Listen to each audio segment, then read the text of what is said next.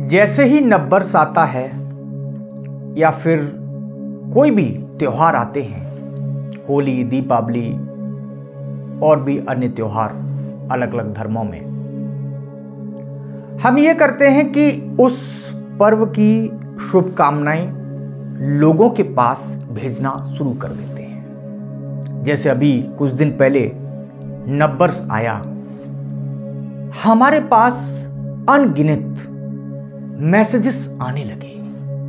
Happy new year, नए वर्ष की शुभकामनाएं, नया साल मुबारक हो, ऐसे तमाम शब्दों से हर वर्ष की शुरुआत होती है।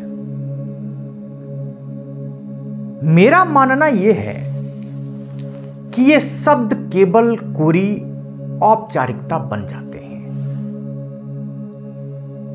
ना बोलने वाले को पता है और ना सुनने वाले को कोई अर्थ समझ आ रहा है। किसी मशीन की भांति ये शब्द दोहराए जाते हैं या मैसेज किए जाते हैं, लेकिन क्या केवल शुभकामनाएं देने से, शब्दों को दोहरा देने से सब कुछ अच्छा हो जाएगा? या फिर अपने जीवन को शुभ बनाने के लिए हमें कुछ करना होगा? मैं अपने सभी मित्रों से क्षमा चाहता हूं, हाथ जोड़ के क्षमा चाहता हूं कि मैंने आपको नए वर्ष की शुभकामनाएं नहीं दी। मैं नहीं दे सकता। और मैंने कुछ मित्रों को शुभकामनाओं का संदेश भेजा क्योंकि मेरे पास आया,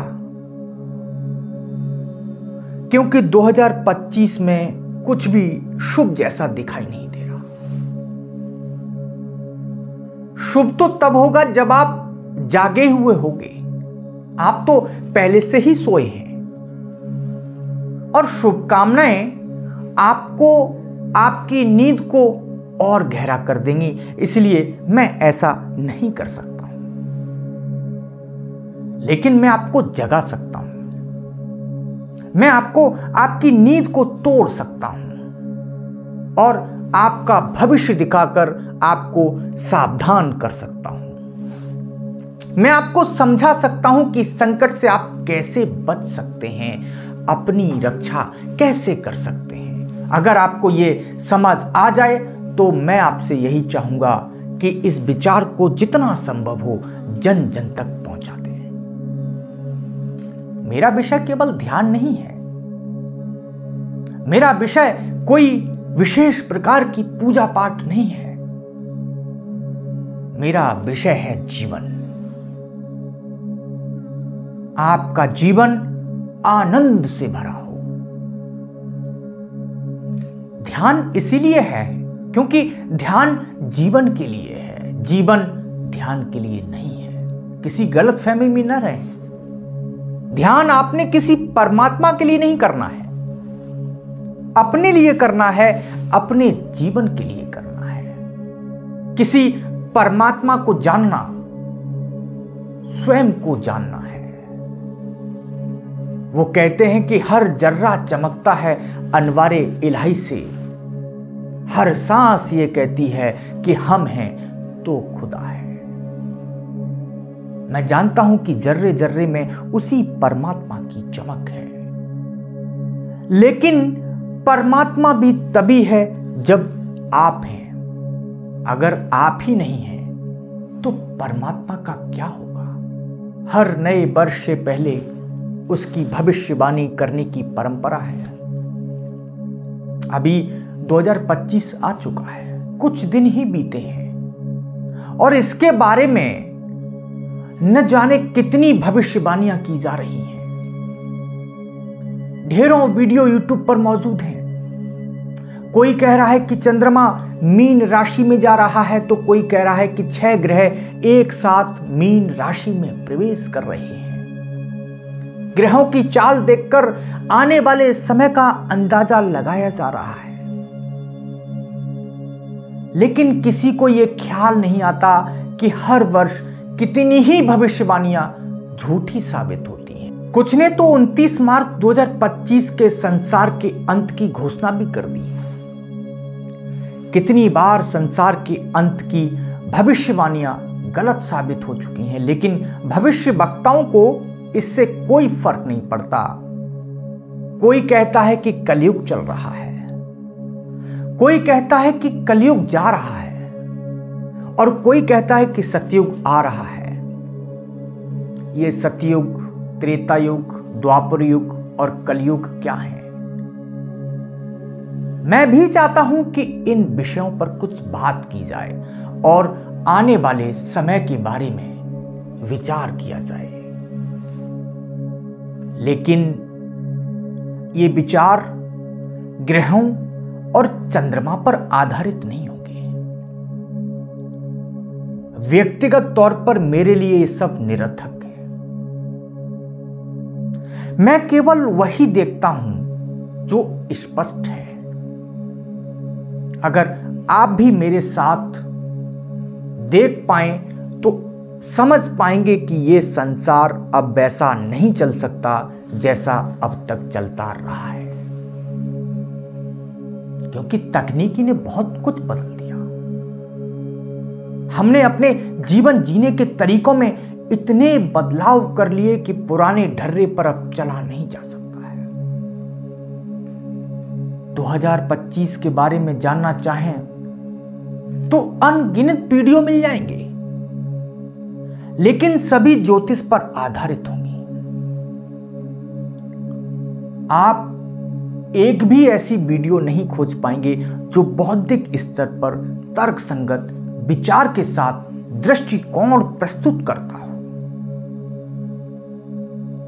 आज हम अपनी बौद्धिक क्षमताओं का उपयोग करते हुए यह जानने का प्रयास करेंगे कि हमारे देश और पूरे विश्व में क्या होने जा रहा है। क्या अब जीवन स्वर्ग जैसा होगा या फिर संसार का अंत निकट है? क्या तीसरे विश्व युद्ध की तैयारी हो चुकी है?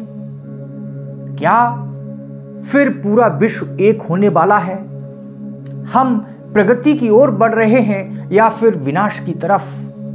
क्या विज्ञान और आध्यात्म एक हो पाएंगे या फिर आपस में टकराकर दोनों समाप्त हो जाएंगे? क्या हम अधिक धार्मिक हो रहे हैं या फिर हमने धर्मों को जहर बना लिया है? तथा कथित धर्म आपको मुक्ति दे रहे हैं या आपको गुलाम बना रहे हैं? जो समय आ रहा है उसकी तैयारी हम कैसे कर रहे हैं? अगर आप पहले से ही आने वाले समय की आहट लें तो आप सावधान हो सकते हैं, अपना बचाव कर सकते हैं। लेकिन अगर कबूतर की तरह बिल्ली को देखकर अपनी आंखें बंद करके बैठे रहेंगे तो आने वाला समय आपको निगलने के लिए तैयार है। सबसे पहले हम अपने देश की बात करें, भारत की बात करें, फिर हम देखेंगे कि आज के दिन पूरे विश्व में क्या चल रहा है।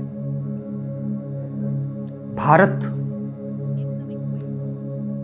जिसे कहा जा रहा है कि वह विश्व की 5वीं सबसे बड़ी अर्थव्यवस्था बन गया है, मुझे सुनकर हैरानी होती है। हमें सोचना होगा कि इसके अर्थ क्या हैं।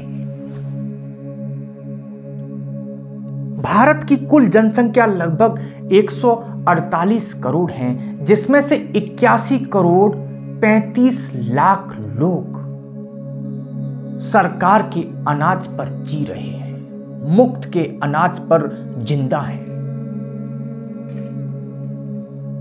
इसका अर्थ यह हुआ कि हमारे देश की आधे से ज्यादा जनसंख्या लगभग 55% के पास इतने भी पैसे नहीं हैं कि वह ठीक से खाना खा सके।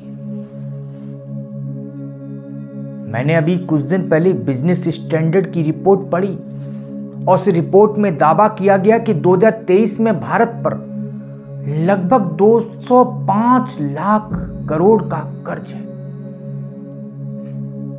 जो लगातार बढ़ता जा रहा है। इसका ब्याज चुकाने के लिए भारत सरकार को लगातार अपने टैक्स बढ़ाने पड़ रहे हैं। और भी जो भारत में हो रहा है वह सब आप देख ही रहे हैं। एक तरफ जहां महंगाई लगातार बढ़ रही है, वहीं रोजगार हर रोज कम हो रहे हैं।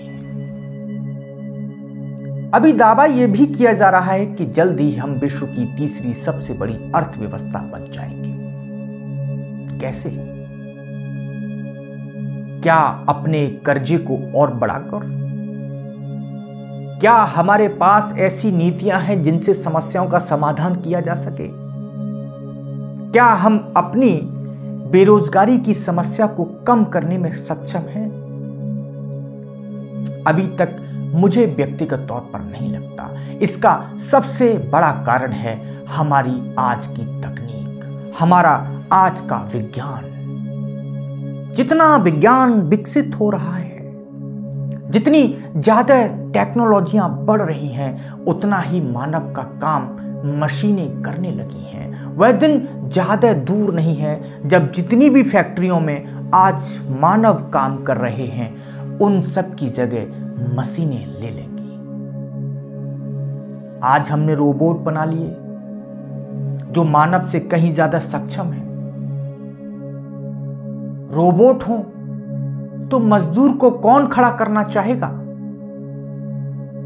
क्या पता कब इंकलाब जिंदाबाद हो जाए, कब हड़ताल हो जाए, कब काम बंद कर दिया जाए।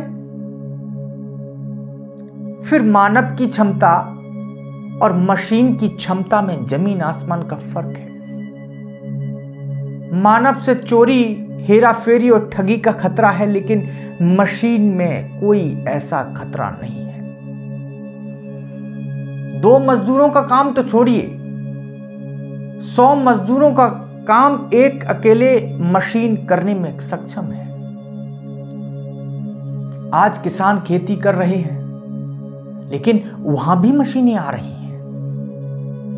अब दूसरी तरफ अगर छोटे व्यापारियों को देखें जो दुकानें चला रहे हैं या छोटे छोटे व्यवसाय कर रहे हैं, तो क्या आपको लगता है कि सब ऐसे ही चलता रहेगा? जरा आंख खोलकर देखें, आज बहुत बड़े बड़े पूंजीपति इन पर भी कब्जा कर रहे हैं। ऑनलाइन शॉपिंग इसका सबसे बड़ा उदाहरण है। आज छोटे छोटे शहरों में भी करोड़ों रुपए की ऑनलाइन शॉपिंग रोज हो रही है। आप सोचिए और विचार करिए कि कितना समय हुआ है ऑनलाइन को। इसके आने से पहले तो सारा सामान बाजार की दुकानों से ही खरीदा जाता था। जल्द ही वो समय आने वाला है जब आपके शहरों के बाजार बंद हो जाएंगे। दुकानों की बिक्री बिल्कुल समाप्त हो जाएगी, क्योंकि जितनी भी ऑनलाइन सेल करने वाली कंपनियां हैं, वे कुछ बड़ा करने की सोच रही हैं।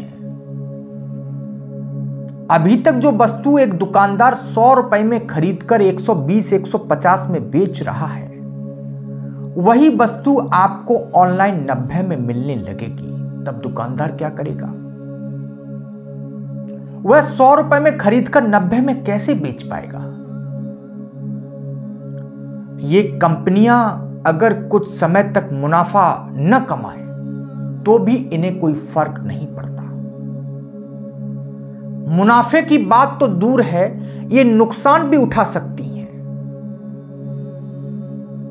आपने देखा, आपके सामने जियो सिम कार्ड का जीता जागता उदाहरण है। कैसे जियो ने अपनी पूरी मार्केट पर कब्जा किया। शुरू के 1 साल से भी ज्यादा तक अपनी सभी सेवाएं मुफ्त दे दी, बहुत सोच समझकर अपने पूरे प्लान के साथ नुकसान भी उठाया। और आपने वो दृश्य देखा होगा जहां जियो की सिम लेने के लिए लोग राशन की तरह लाइन में लगे हुए थे। वो समय मैंने अपनी आंखों से देखा, आपने भी देखा। ठीक ऐसे ही ये कंपनी अपनी प्लानिंग के साथ नुकसान उठाने को तैयार हैं। इनका उद्देश्य है कि करोड़ों लोकल दुकानदारों को समाप्त कर देना। क्या आपने कभी सोचा है कि यदि कोई सामान आपको ऑनलाइन सस्ता मिलता है तो क्या आप उसे किसी दुकान से महंगा खरीदना पसंद करेंगे? निश्चित ही आप वहां से खरीदेंगे जहां आपको सस्ता सामान मिलेगा, बेहतर सर्विस मिलेगी और सुविधा मिलेगी। आज ऑनलाइन शॉपिंग आपको यह सुविधा देती है कि यदि आपको सामान पसंद नहीं आता तो आप उसे 10 दिन के अंदर वापस भी कर सकते हैं। आपका मन बदल जाए तब भी आप उसे लौटा सकते हैं और आपके पास जो पैसे गए वो पैसे आपको वापस मिल जाएंगे। क्या आपने कभी सोचा है कि ये सारा खेल क्या है? कैसे आपके मन पर प्रभाव डाला जा रहा है? आज दुकानों की कीमत करोड़ों में है, लेकिन वहां से आप रोजगार पाते हैं, कमाई करते हैं, लेकिन यदि उस दुकानदारों में ग्राहक ही न पहुंचे तो उन दुकानों की कीमत क्या रह जाएगी? कौन उन्हें खरीदना चाहेगा? कोड़ियों के मोल पर भी शायद कोई नहीं खरीदे। अब जरा उस दुकान की कल्पना करिए, उस समय की कल्पना करिए जब दुकानों की कीमत गिर जाएगी। जो दुकान आज 1 करोड़ रुपए की है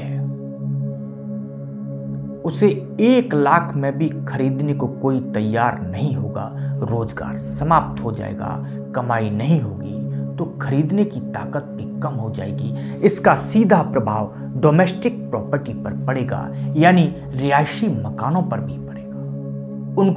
उनकी भी कीमत बहुत कम हो जाएगी। आज कहा जाता है कि प्रॉपर्टी में निवेश करो, यह हमेशा लाभ देती है, लेकिन अब यह फॉर्मूला आगे नहीं चल सकता क्योंकि अब परचेजिंग कैपेसिटी कम होगी तो डिमांड भी कम होगी। बेचने वाले लाखों में होंगे लेकिन खरीदने वाले केवल हजारों में।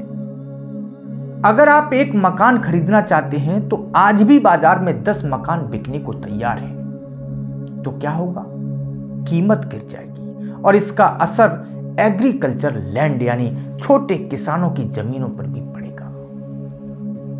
आज छोटे किसानों की स्थिति कितनी खराब है, उनकी हालत क्या है? उनकी हालत यह है कि जमीन बेचने के सिवाय उनके पास कोई विकल्प नहीं बचता।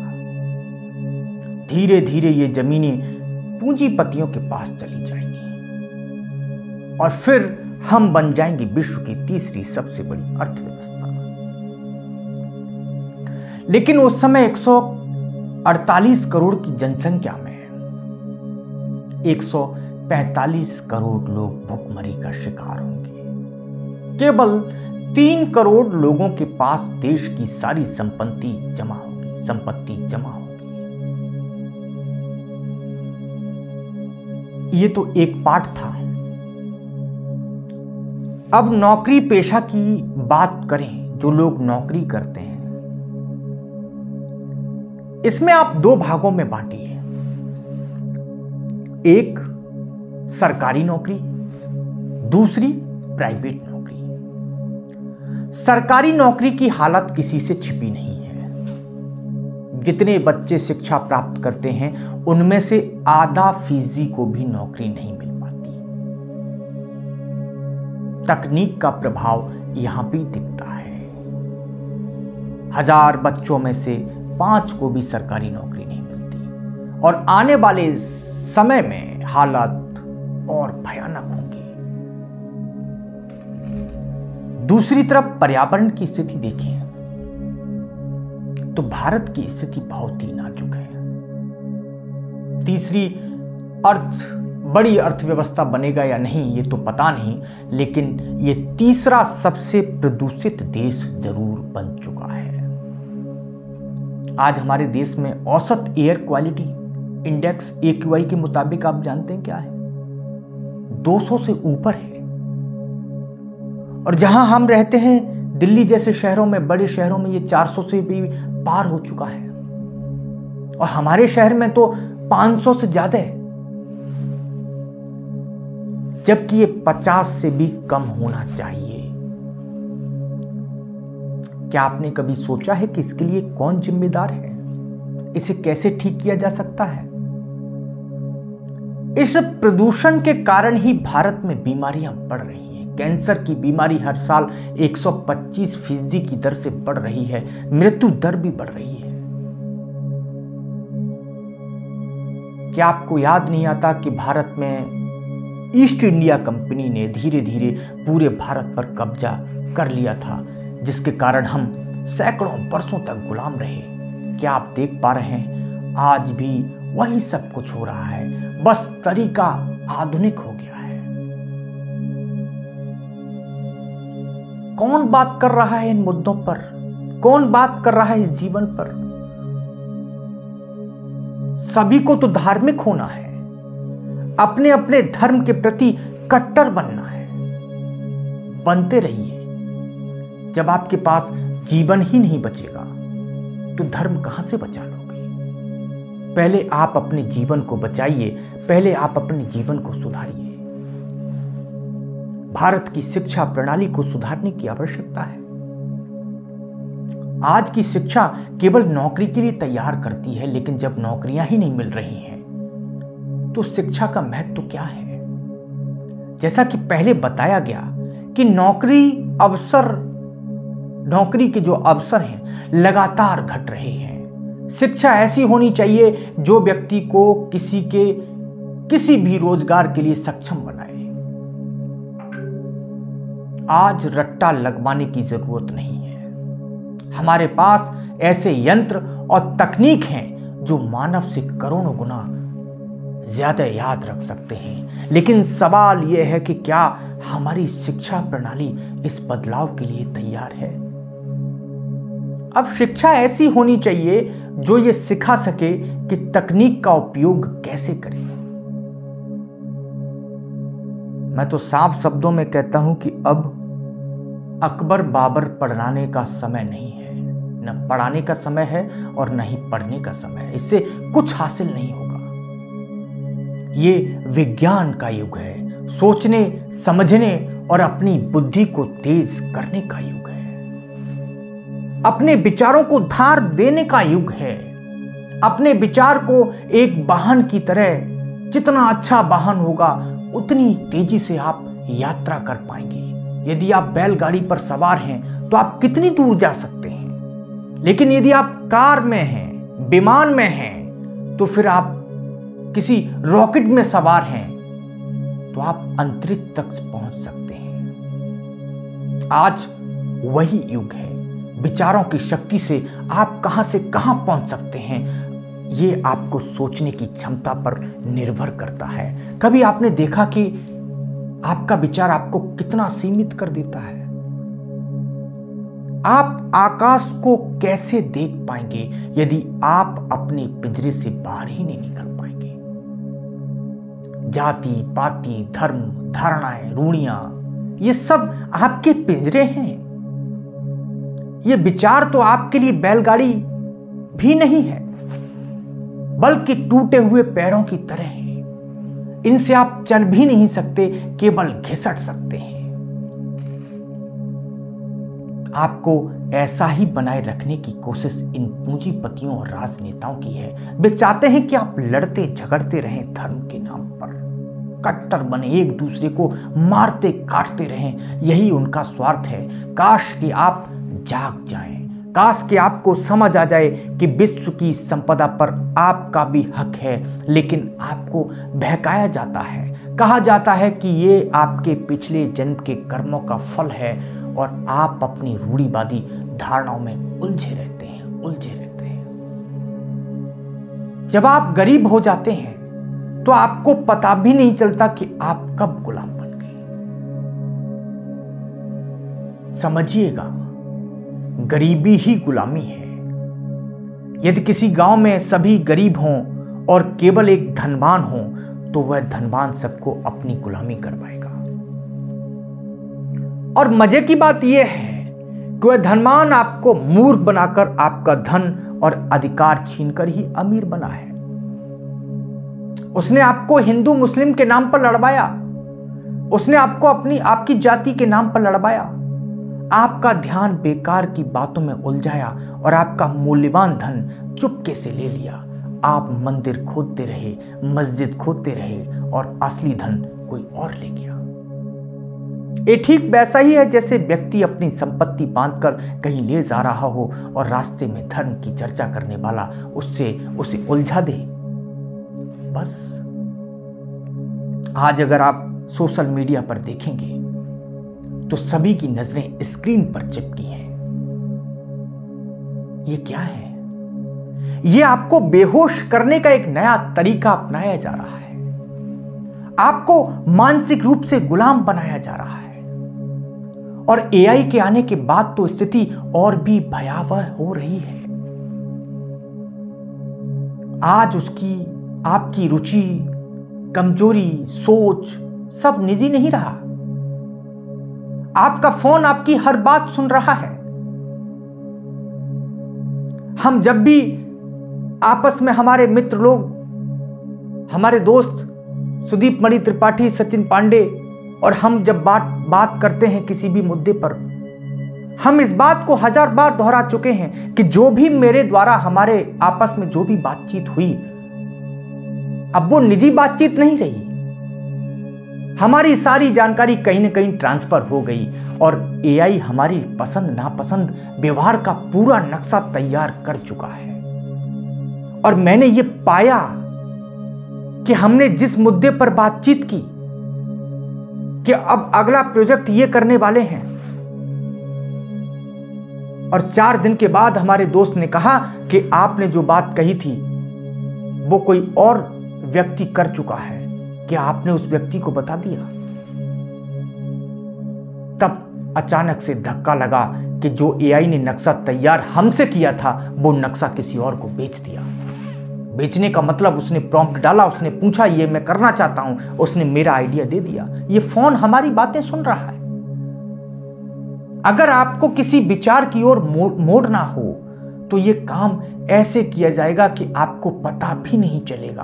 आपको लगेगा ये विचार आपके हैं, लेकिन वे वास्तव में आपके नहीं होंगे। ये एक मानसिक गुलामी होगी। क्या आपने देखा है कि कितने लोग दिन भर रील्स में घुसे रहते हैं? छोटे छोटे बच्चे मोबाइल से चिपके रहते हैं। एक लत बन गई है। ये एक ऐसा नशा है जो किसी भी अन्य नशों से ज्यादा बुरा है। मैं कहता हूं आप निकम्मे हो, कोई दिक्कत नहीं, लेकिन अगर आपने रील्स का नशा ऑब्जर्व किया तो फिर आप संभल नहीं सकते। और मैं दावे के साथ कह सकता हूं कि यदि आप संभल सकते हो तो संभल जाओ। ये टेक्नोलॉजी बहुत खराब है। भले ही आप मेरी इस वीडियो को देखकर स्क्रॉल कर दें कि क्या बकवास बातें कर रहा है ये व्यक्ति, लेकिन आज से आने वाले 10 साल के बाद आपको याद आएगा कि स्व स्पिरिचुअल के ऑडिटर जो बात 10 साल पहले कह रहे थे बहुत ही अच्छी बात थी, काश मान ली होती। अभी भी वक्त है, संभल जाओ। ये टेक्नोलॉजी है, ये शक्ति है, इसका प्रयोग आपको बहुत सोच समझ कर करना है। मैं इसकी बुराई नहीं कर रहा हूं, इसका तो मैं सिर्फ आपको आईना दिखा रहा हूं। इसका एक और आईना है, इससे आप इतना सब कुछ प्राप्त कर सकते हो जो आपको कहीं और नहीं मिलेगा। ये खजाने की तरह काम कर सकता है। इसके पास ज्ञान के भंडार आप भर सकते हो अपने पास। इसके पास ज्ञान का भंडार है, लेकिन यह भी याद रखें आप इसे अपने खिलाफ भी इस्तेमाल कर सकते हो। ये आपको बर्बाद भी कर सकता है। शक्ति का उपयोग सही तरीके से करना सीख लें। और मेरा आप सबसे आग्रह है कि नशे से बचें। मैं उस नशे की बात नहीं कर रहा हूं, शराब और गांजा चरस की बात नहीं कर रहा हूं। उससे तो आप बचिए ही बचिए। यह भी उन सबसे बड़ा नशा है, क्योंकि नशे की लत बहुत जल्दी लगती है, और जितनी जल्दी लगती है इससे छुटकारा पाना उतना ही मुश्किल होता है, खासकर जब आपको पता भी न हो ये एक नशा है। यह मनोरंजन आपको घर घाट से खो सकता है। कभी सोचने की कोशिश करें कि हम किस दिशा में जा रहे हैं। क्या हम अपने भविष्य के प्रति सचेत हैं? नहीं, हम इसे देख ही नहीं पा रहे हैं। यही कारण है कि आपका जीवन बेहोशी से भरा हुआ है और आप हमको मैसेज कर रहे हो कि नववर्ष की हार्दिक शुभकामनाएं।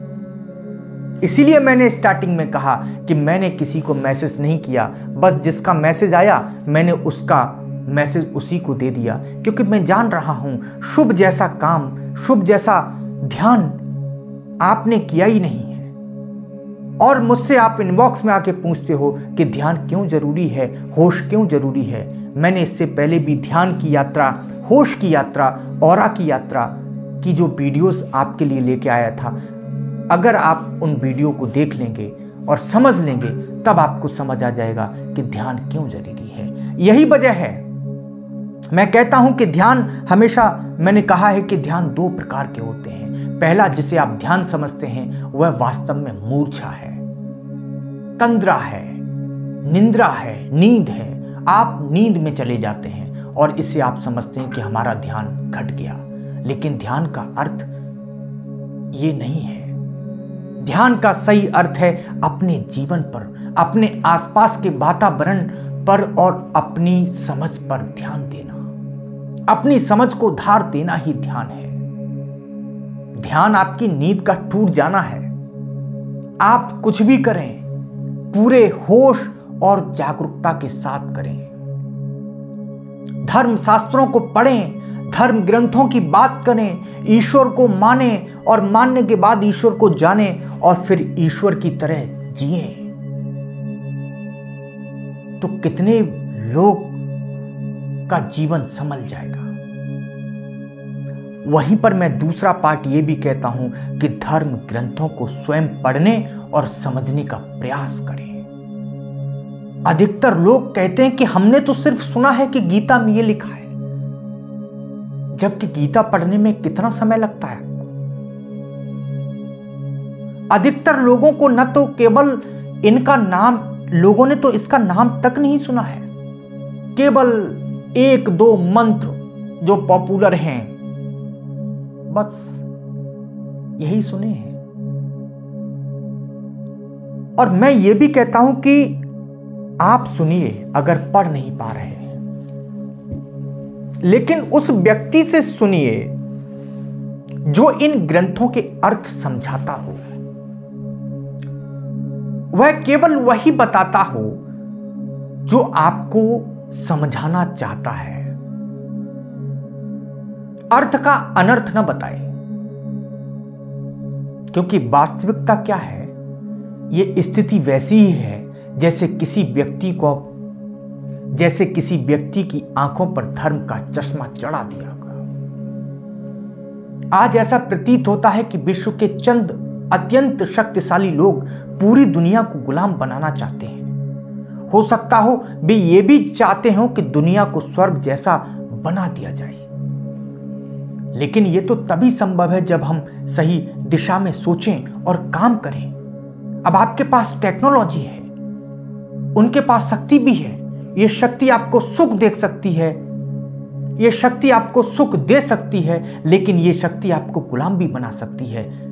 उदाहरण के तौर पर आप देख लो, अमेरिका के जो एलन मस्क हैं, वो नई नई खोजों में निवेश कर रहे हैं, मंगल ग्रह पर नई दुनिया बसाने का सपना देख रहे हैं। दूसरी तरफ हमारे देश के पूंजीपति केवल अपनी तिजोरियां भर रहे हैं। हमारे देश के धन कुबेरों को यह समझना होगा कि सबको भूखा मारकर अगर आप धनवान बन भी गए तो क्या कर लेंगे आप, क्या हो जाएगा। यह समझ लीजिए कि आप अपने पैरों पर ही कुल्हाड़ी मार रहे हैं। क्यों? क्योंकि आपका कोई खरीदार ही नहीं बचेगा तो आपका धन किसी काम का नहीं रहेगा।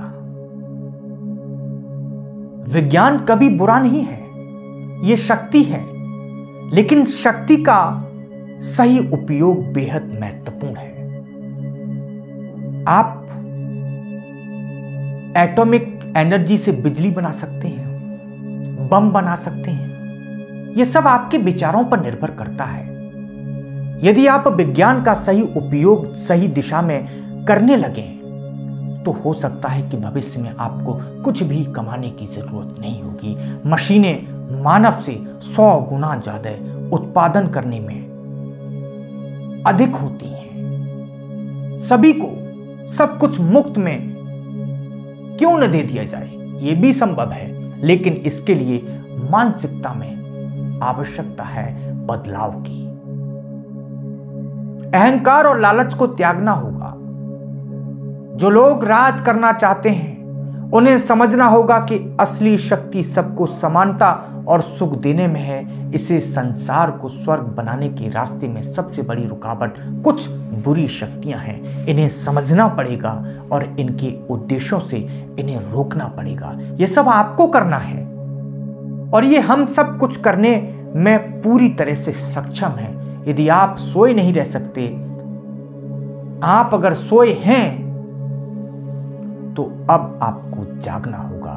मैं आपको दिखाना और समझाना चाहता हूं कि आप किस संकट से घिरे हैं। आपका जीवन दांव पर लग चुका है। तो जब हम जीवन संभालने की बात कर रहे हैं कि आपका जीवन कितना आनंदमय हो सकते हैं, आनंदमय हो सकता है, तो मेहरबानी करके अब ये हिंदू, मुसलमान और अन्य धर्मों का राग बंद कर दीजिए। ये व्यर्थ की हिंसा फैलाना बंद करो, नहीं तो आप इन्हीं बुरी शक्तियों को हर रोज मजबूत कर रहे हैं। आप केवल मानवतावाद पर काम करें। मनुष्य पहले बने, मानव पहले बने, उसके बाद धर्म की बात हो। जैसे मैं सभी तथाकथित धर्मों के विरोध में हूं। तथाकथित, सनातन तो मुझे हमेशा से प्रिय है। मैं सनातन धर्म को मानने वाला व्यक्ति हूं, लेकिन जो धर्मों के नाम पर नफरत फैलाते हैं, मैं उनके विरोध में हूं। ठीक उसी प्रकार सभी राजनेताओं के भी विरोध में हूं। आप इनके हाथों का हथियार बन रहे हैं। आप देख ही नहीं पा रहे हैं कि आपके साथ हो क्या रहा है, आपके साथ कितना शोषण हो रहा है। आपके अधिकार, आपकी संभावनाएं, आपकी प्रगति, इन सबको बुरी तरह से कुचला जा रहा है, क्योंकि आपको तो मंदिर मस्जिद से फुर्सत ही नहीं, क्योंकि आपको तो धर्म की रक्षा करनी है, आपको तो ईश्वर की रक्षा करनी है। आपकी रक्षा हो या ना हो, इससे कोई फर्क नहीं पड़ता। धर्म के अर्थ हैं प्रेम, शांति, करुणा और अहिंसा। धर्म के अर्थ हैं सद्भावना। धर्म का अर्थ है सत्य। जरा आंख उठाकर देखिए, जिन तथाकथित धार्मिक व्यक्तियों की जो मैं बात कर रहा हूं, देखो जरा ध्यान से उनके जीवन को। क्या ये सत्य के मार्ग पर हैं? क्या ये अहिंसा के मार्ग पर हैं? क्या ये करुणा से भरे हैं? क्या ये अहंकार से मुक्त हैं? क्या इनके जीवन में प्रेम, शांति, सद्भावना है? उत्तर है बिल्कुल भी नहीं है। इनके जीवन में राजनीति है, इनके जीवन में सत्ता की लोलुपता है। धर्म की बात तो ये केवल आपकी आंखों को बंद करने के लिए करते हैं। ये सबसे बड़े अधर्म करवाने वाले लोग हैं। यही हैं जो आपको अंधविश्वास की आग में तेल डालकर आपको जला रहे हैं। यही हैं जिन्होंने आपको बर्बाद करने का बीड़ा उठाया है। न जाति, न पाति, न हिंदू, न मुसलमान, न सिख, न ईसाई, इन सब से बाहर आओ और इंसान बनो। देखो कि प्रकृति ने आपको क्या बनाया है। देखो कि प्रकृति ने आपको कितनी शक्ति दी है। आपको ईश्वर की रक्षा की बात नहीं करनी है, आपको अपनी रक्षा की बात करनी है। आपको अपनी रक्षा कर लेनी है। ईश्वर तो हमारे पूज्य हैं, वो तो हमारी रक्षा कर ही रहे हैं। इतना ही काफी है। एक एक व्यक्ति को जागना होगा, एक एक व्यक्ति को विचार करना होगा, समझना रखना होगा तो सब कुछ ठीक हो सकता है। और एक बात जो मैं महत्वपूर्ण कहने वाला हूं आप लोगों से, आपका दुश्मन कोई तीसरा नहीं है जिसका आपने मुकाबला करना है, जिसे आपको हराना है। ठीक यही समय है आपके सामने, इसी स्थान पर आज आप खड़े हैं, इसी खतरे से आप आज चारों तरफ से घिरे हुए हैं। अगर अभी भी नहीं जागे तो यह समय आपको निगलने के लिए तैयार है। आपको अपने भीतर झांक कर सोचना पड़ेगा इसके लिए आप क्या क्या कर सकते हैं, आपका अपना क्या क्या योगदान हो सकता है। आप दूसरों को नहीं बचा रहे हैं, आप स्वयं को ही बचा लीजिए। इसे ठीक से समझ लें। अगर एक एक व्यक्ति अपने आप को बचा ले तो सब कुछ बच जाएगा। अगर उम्मीद करेंगे कि हमें कोई बचाने आएगा या कोई संस्था बनेगी तो कोई नहीं बचेगा। ऐसी संस्थाएं तो रोज बनती हैं, रोज समाप्त होती हैं। अगर लोग ये भी देख पाएं कि कचरा फैला कौन रहा है तो सफाई की दुहाई देने की जरूरत नहीं पड़ेगी। एक एक व्यक्ति अगर इसके प्रति सावधान हो जाए तो गंदगी पैदा होगी ही नहीं। यही यहां पर करना है। अपनी दृष्टि सही रखें, कोई आपका शोषण नहीं कर सके इसका ध्यान रखें। अगर प्रदूषण समाप्त करना है तो आपको ही करना है। एक एक क्रियाकलाप पर नजर रखनी है कि आप कितना प्रदूषण फैला रहे हैं, बस उसी को रोक दीजिए। जितना हो सके कम कर दीजिए। अगर आप कदम कदम पर अपना ध्यान रखेंगे तो ये समस्याएं आपके सामने कुछ भी नहीं रहेंगी। तब आप इन्हें चुटकियों में हल कर सकते हैं। अगर आपकी बढ़ते हुए संकट को रोका जा सकता है, लेकिन इसे केवल आप ही रोक सकते हैं, दूसरा कोई नहीं है। पहली बात तो यह है कि जाग जाइए, परिस्थितियों को सही तरीके से विश्लेषण कीजिए, समस्या को समझिए। अगर आपको ये विचार अच्छे लगे हों तो मैं आपसे चाहूंगा कि इस विचार को जन जन तक पहुंचाएं, इसे इतना फैलाएं कि हम सब मिलकर एक नए युग की शुरुआत करें। सतयुग, त्रेता, द्वापर, कलयुग ये नाम है, ये बीत चुके हैं, कलयुग चल रहा है। कलयुग में मनुष्य का क्रूर रूप सामने आ रहा है। मैं इस बात को दावे के साथ कह सकता हूं कि अब वह दिन दूर नहीं जब हम इसे संसार को स्वर्ग जैसा बना सकते हैं। स्वर्ग की कल्पना को धरती पर उतार सकते हैं। आपका जीवन अधिक होशपूर्ण है, आपका धर्म वास्तविक हो, आप वही बने जो परमात्मा और प्रकृति ने आपको बनाया है। आपकी नींद टूटे और आप जाग जाएं ताकि आप आने वाले समय को अभी से देख सकें। आप अपने संकट से निपटने के लिए तैयार हो जाएं, अपने भीतर योग्यता पैदा करें। आप इस संसार को और अपने जीवन को परम आनंदित बनाने में सहयोगी बने। इसी मंगल कामना के साथ मैं आप सबसे विदा लेता हूं। नमस्कार।